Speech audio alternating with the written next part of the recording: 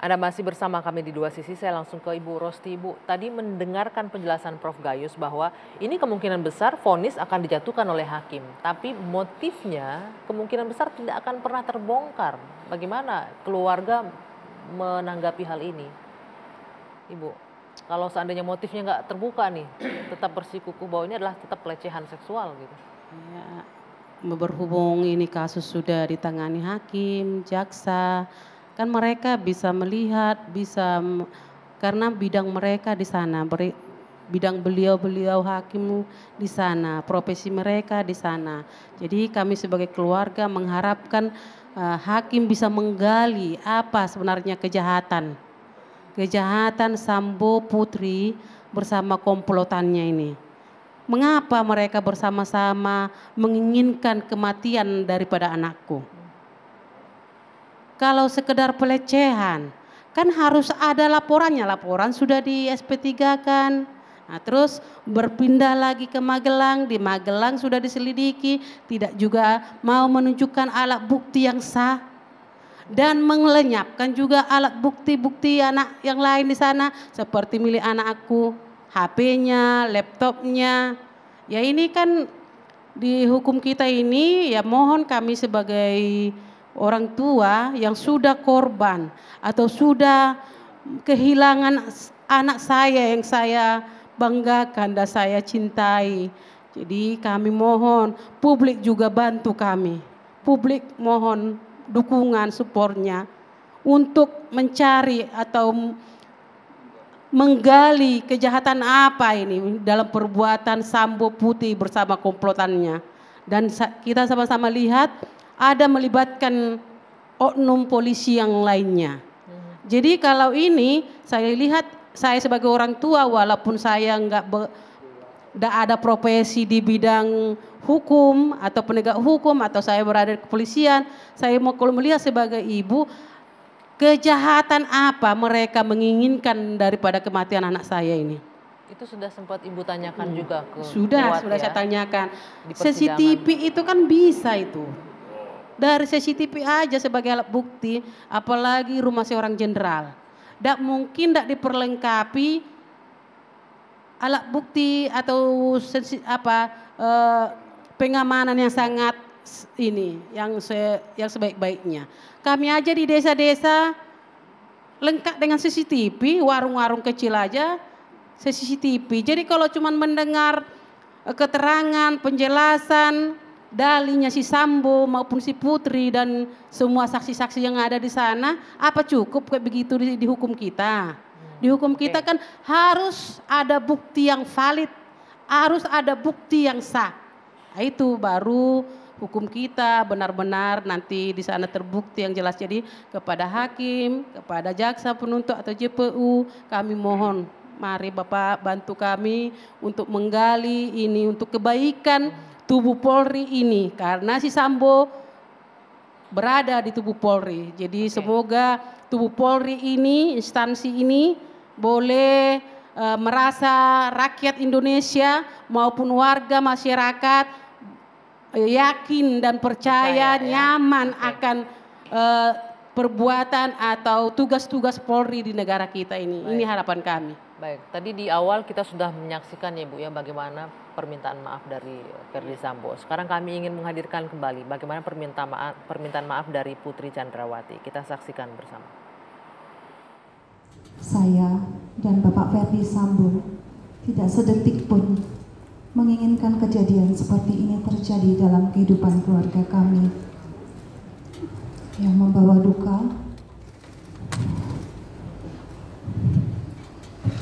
dan luka yang dalam di hati saya dan keluarga.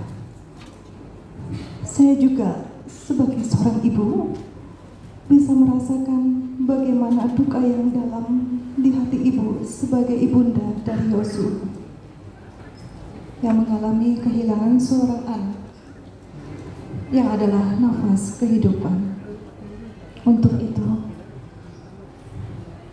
dari kerendahan hati yang dalam, saya mohon maaf untuk ibunda Yosua beserta keluarga atas peristiwa ini. Semoga Tuhan yang Maha Kuasa membuka dan menguatkan hati Ibu dan Bapak Samuel Huta Barat beserta keluarga. Tuhan Yesus memberkati dan menyertai Ibu dan Bapak Samuel serta keluarga. Dan saya siap menjalankan sidang ini dengan ikhlas dan ketulusan hati saya, agar seluruh peristiwa yang terjadi dapat terungkap. Terima kasih.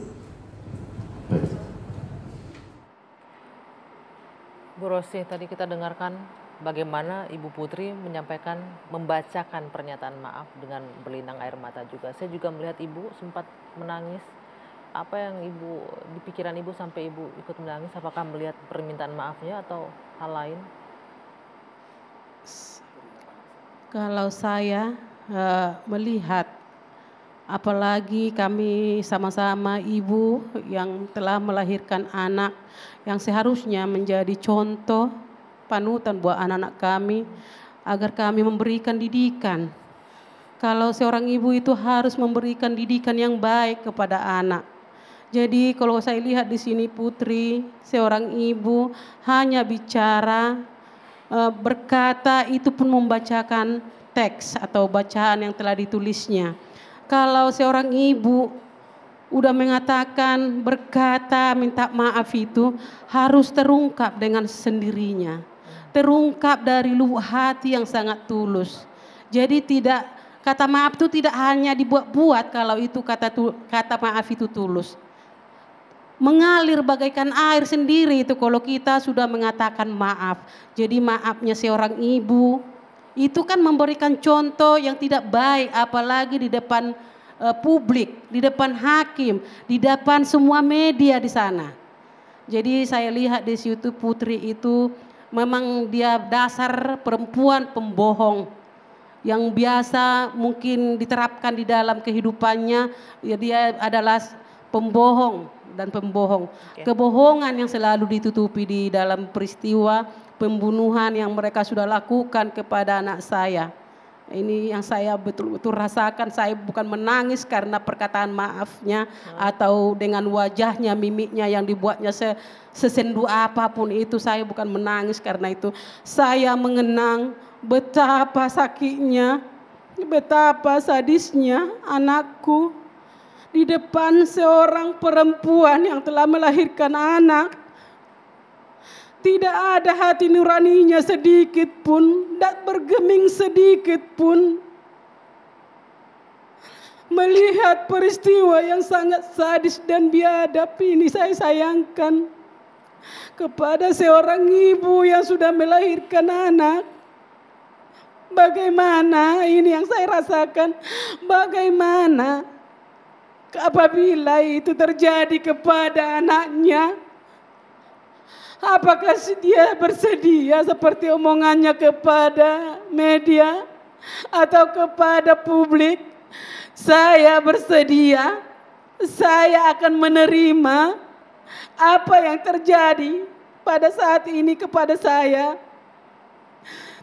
Saya mempercayai suami saya yang saya cintai, malah dia berkata cinta lagi di dalam kasus peristiwa pembunuhan yang mereka lakukan bersama-sama kepada anak aku.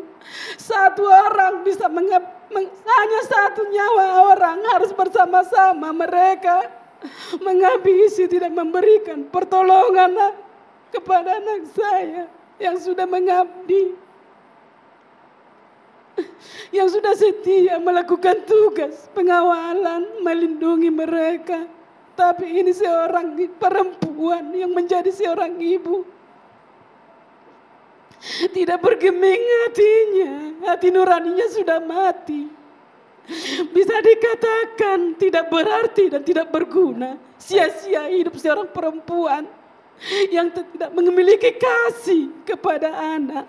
Hewan aja kalau mati di depan di rumah kita, akan kita berikan pertolongan. Di sini sangat saya hancur berkeping-keping, tersayat-sayat melihat Putri mengatakan kata jujurnya itu, kata maafnya itu.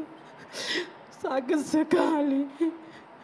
Jadi mohon kami sebagai ibu yang kehilangan anak dan kepada semua yang ada di persidangan, di penuntut jaksa umum maupun hakim, berikan kami keadilan yang seadil-adilnya.